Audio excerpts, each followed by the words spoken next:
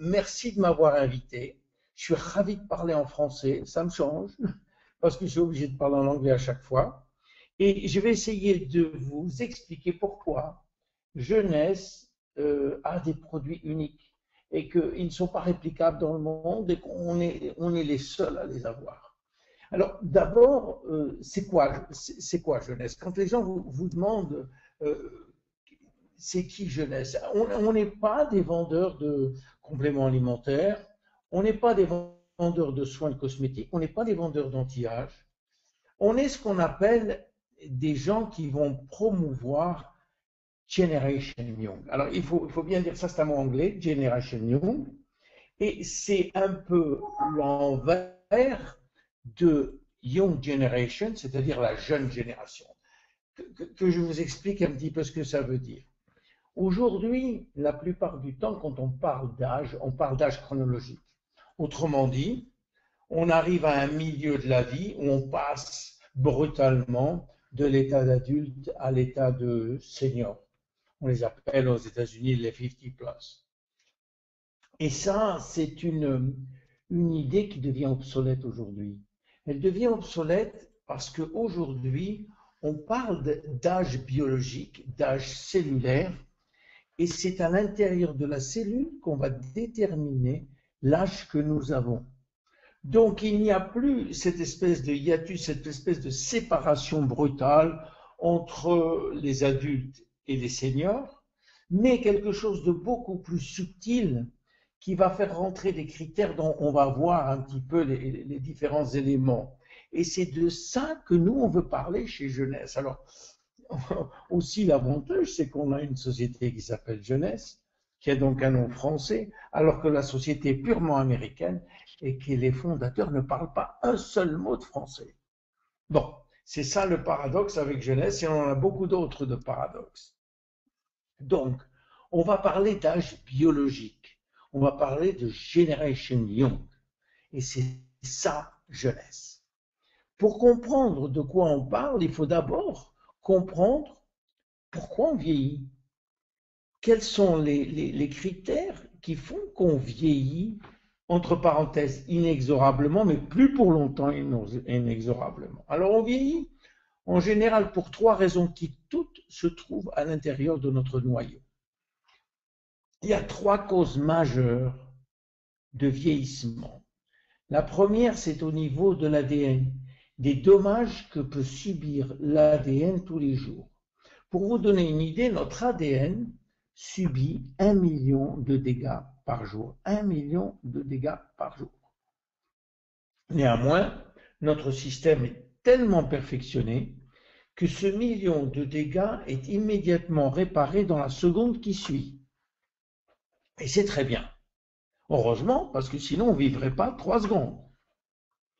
Mais alors, pourquoi on vieillit? Eh bien, parce qu'à un moment donné, les réparations ne se font pas aussi vite que les dégâts.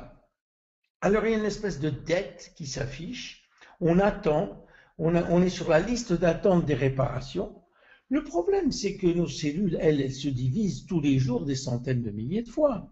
Et à chaque fois qu'une cellule se divise, l'ADN se divise aussi. Mais l'ADN en lui-même étant un petit peu lésé, les codes génétiques qui vont être dupliqués ne vont pas être aussi bons que les codes originels. Et quand les codes génétiques ne sont pas bons, qu'est-ce qui se passe?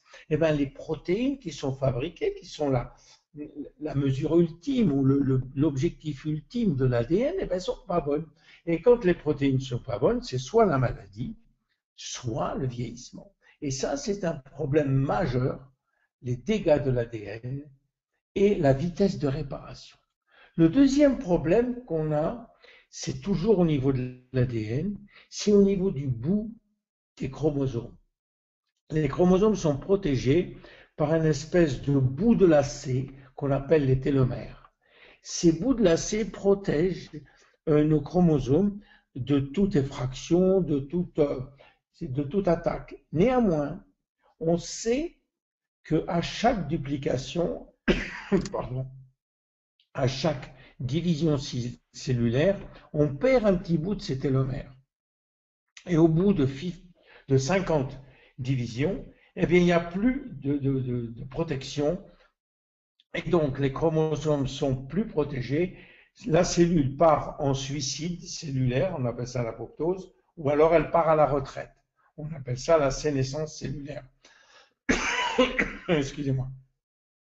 Et donc, ça, c'est une des raisons fatalistes, entre guillemets, du vieillissement, parce que les cellules s'arrêtent de fonctionner toutes les 50 divisions. Et la troisième raison, qui est une raison majeure, c'est notre pool, notre stock de cellules souches. Vous savez que nous avons dans le corps un certain nombre de cellules souches qui sont très utiles parce que ces cellules-là, elles sont prêtes à remplacer n'importe quelle cellule du corps. Or, vous savez que chaque jour, on perd des centaines et des centaines de milliers de cellules et qu'il faut les remplacer. Quand il faut les remplacer, on n'a qu'une chose, les cellules souches. Or, ces cellules souches, elles ont aussi des chromosomes. Elles ont aussi un ADN. Ce qui fait qu'elles vont vieillir comme les autres et il faut absolument garder le pool, le stock de nos cellules souches absolument intact. Voilà 3 raisons de vieillir. C'est les 3 raisons majeures. C'est les 3 raisons acceptées par toute la communauté scientifique. Alors, qu'est-ce qu'on peut faire pour, à notre niveau, au niveau de jeunesse, qu'est-ce qu'on peut faire? Nous avons créé 3 solutions pour vous aider. Évidemment, ce ne sont pas des solutions purement médicales, ce n'est pas des procédures médicales, parce que si c'était des procédures médicales qui seraient efficaces à 100%, jeunesse aurait eu 3 prix Nobel. Néanmoins, avec ce qu'on va vous donner, ça peut vous aider terriblement. La première, c'est comment aider à réparer les dégâts subis par l'ADN. Eh bien, on a un produit qui s'appelle réserve.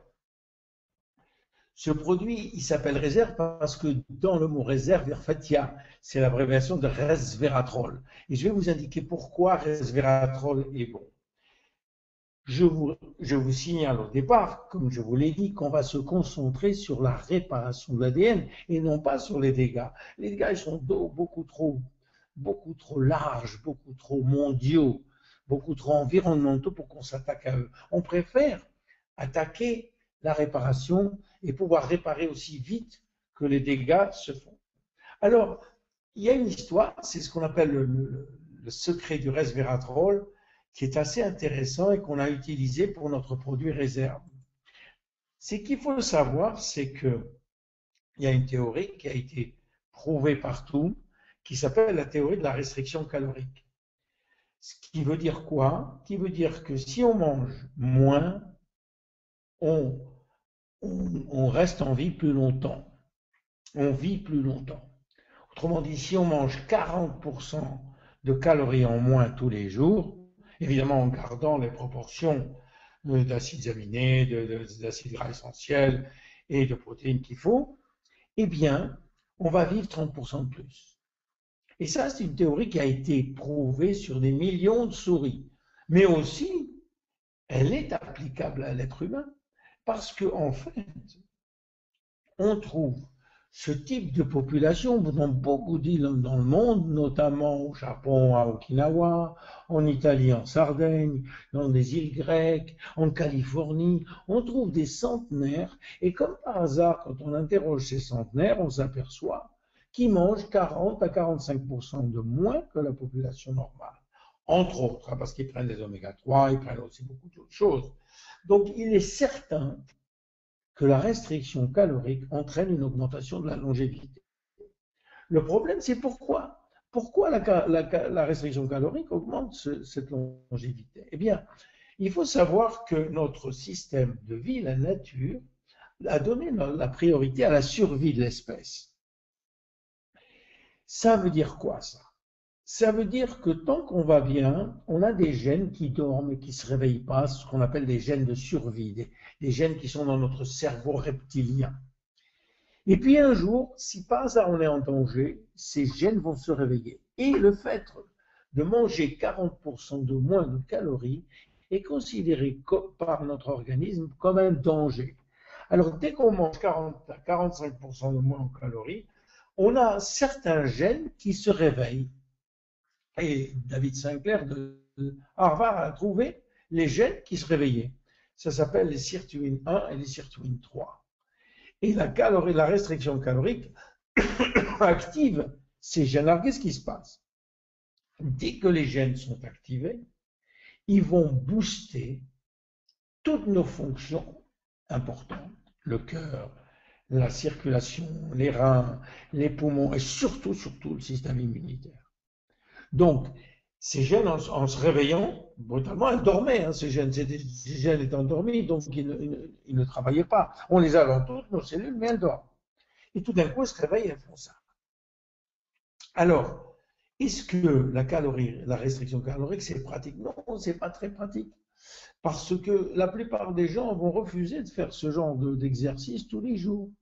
Alors, des scientifiques se sont dit, est-ce que c'est possible de trouver quelque chose qui puisse avoir l'air d'être une restriction calorique, mais qui en fait l'est pas. On appelle ça faire une mimique de la restriction calorique. Et on a trouvé que les polyphénols du vin rouge, et notamment un des ingrédients, un des polyphénols, le resveratrol, eh bien, il avait comme propriété d'activer les sirtuines 1 et 3.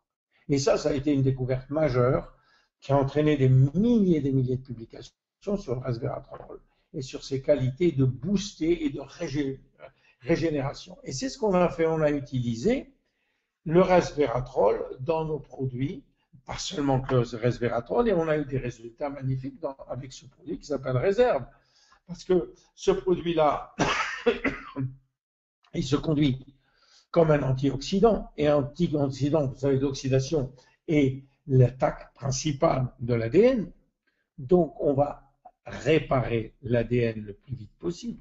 Mais non seulement ça, on va avoir des effets satellites magnifiques en améliorant notre mémoire, en réduisant nos cellules graisseuses, en boostant l'énergie et l'endurance dans les muscles, dans les cellules musculaires, en améliorant notre force musculaire, en diminuant de façon magnifique et spectaculaire la fatigue, en améliorant la coordination de nos muscles, et évidemment en améliorant notre longévité. Donc Réserve est un premier produit qui correspond à la première étape des dégâts qui sont liés au vieillissement, c'est-à-dire les dégâts de l'ADN. Réserve, resveratrol, rappelez-vous des points clés. Le deuxième point, c'était si vous voulez, le raccourcissement des télomères. Et là, on a un produit unique, on est les seuls à l'avoir, en tout cas dans le marché de la vente directe, parce que ce produit-là a un ingrédient très spécial qu'on appelle le TA65, le produit Finity, a ce qu'on appelle un activateur de la télomérase. Je vous avais dit tout à l'heure que les télomères raccourcissaient de façon inéluctable et que toutes les 50 divisions, il n'y avait plus de cellules. C'est vrai pour toutes les cellules de notre corps, sauf pour certaines cellules, là je vous explique, sauf pour certaines cellules qui sont qu'on appelle les cellules germinales, grosso modo les spermatozoïdes et les ovaires. Le professeur Blackburn s'est aperçu que dans ces cellules germinales, eh bien les télomères étaient toujours à leur maximum. Et c'est compréhensible, parce que supposons qu'un homme de 70 ans épouse une femme de 48 ans et fasse un bébé, s'ils ont chacun des télomères très courts dans leur spermatozoïde, le petit bébé qui va arriver, il va avoir 70 ans avant même d'être mis au monde, parce qu'il va avoir des télomères tellement courts au départ qu'il s'en sortira jamais. Donc la nature fait bien les choses. Dans les cellules germinales, les télomères ne sont jamais raccourcis. Et elle s'est demandé pourquoi. Et elle a trouvé pourquoi. Elle a trouvé qu'on avait une enzyme qu'on appelle la télomérase, qu'elle a appelée elle la télomérase, qui existe d'ailleurs dans toutes les cellules du corps, mais qui est activée uniquement dans les cellules germinales, et qui a pour but eh bien, de augmenter les télomères à chaque fois qu'ils raccourcissent. Vous voyez, comme ça.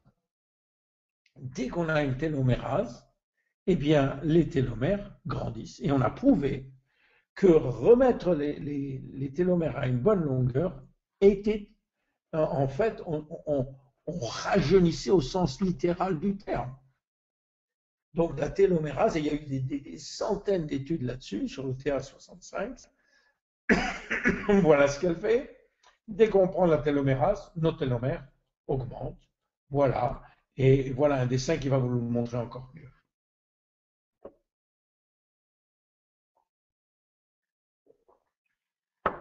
Donc, on s'est aperçu qu'en prenant ce produit, on augmentait nos télomères. Néanmoins, ça va prendre quelques mois avant qu'on voit les résultats sur la longévité, mais très très très vite, on peut voir des résultats sur l'énergie, sur... Attendez, je crois que... Vous m'avez toujours? Oui. Sur l'énergie, sur la concentration, sur la mémoire, sur la vision, sur le sommeil, sur la densité osseuse, sur la libido, sur les articulations, sur la cicatrisation et sur la gestion du poids. Et voilà le deuxième produit pour le deuxième problème de vieillissement. Le troisième, c'est évidemment les cellules souches. Alors, on s'est aperçu bien sûr qu'en travaillant sur les télomères et aussi sur l'ADN, qu'on protégeait les cellules souches. Et ça, c'était très important. Alors, ces cellules souches, qu'est-ce qu'elles font? Elles ont comme propriété, si vous voulez, de donner naissance à n'importe quel type de cellules. Et c'est pour ça qu'elles sont très importantes. Mais on a voulu faire quelque chose de plus, on a voulu s'intéresser à la partie la plus visible du vieillissement. Et quelle est la partie la plus visible du vieillissement dans le corps humain, surtout chez les femmes, mais les hommes aussi, bien sûr, c'est le visage. Et on a rencontré quelqu'un qui a pu nous aider à faire quelque chose pour le vieillissement du visage. C'est le docteur Nathan Newman, qui est à Beverly Hills en Californie, à Los Angeles, et qui est devenu un spécialiste mondial, un pionnier de la technologie des cellules souches. Qu'est-ce qu'il fait, ce monsieur?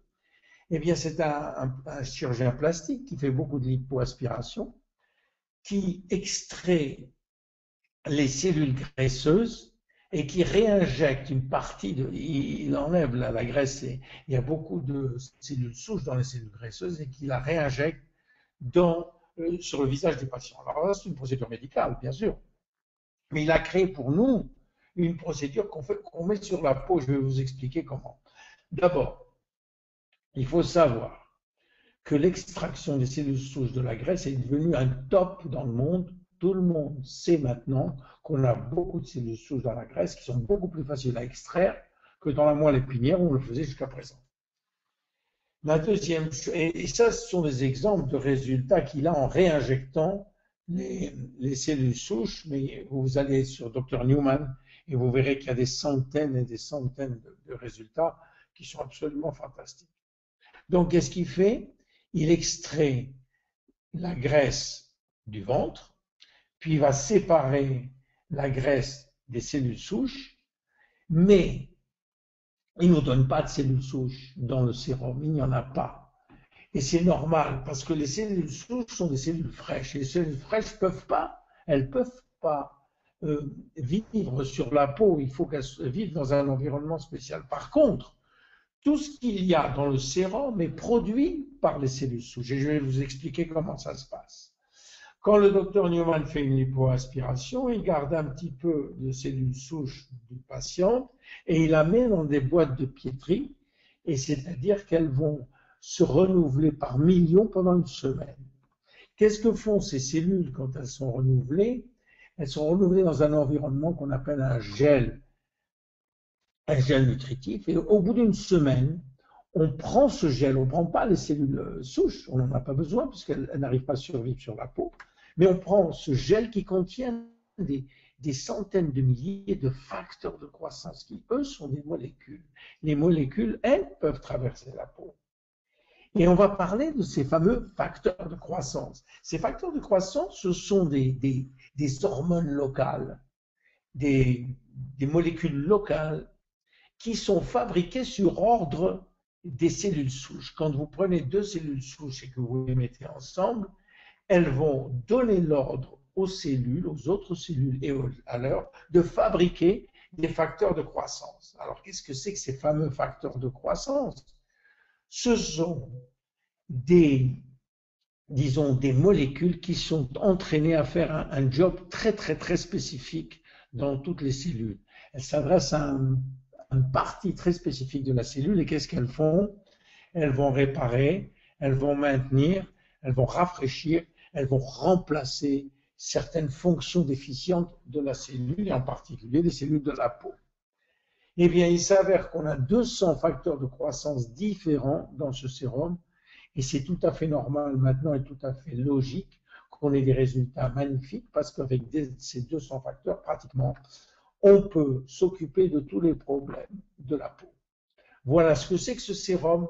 Et voilà ces trois causes. Vous voyez, je voulais simplement vous donner une idée. Évidemment, on a d'autres produits.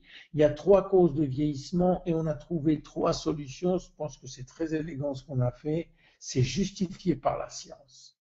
Donc, en conclusion, le problème qu'on a pour le vieillissement, il se trouve à l'intérieur de l'ADN. C'est là que le problème se trouve. Et nous, ce qu'on a fait, on s'est attaqué à des solutions qui se trouvent dans l'ADN. Parce que finalement, si on arrive à garder une seule cellule en bonne santé, on peut le faire pour les 60 000 milliards de cellules que nous avons dans le corps. Je vous remercie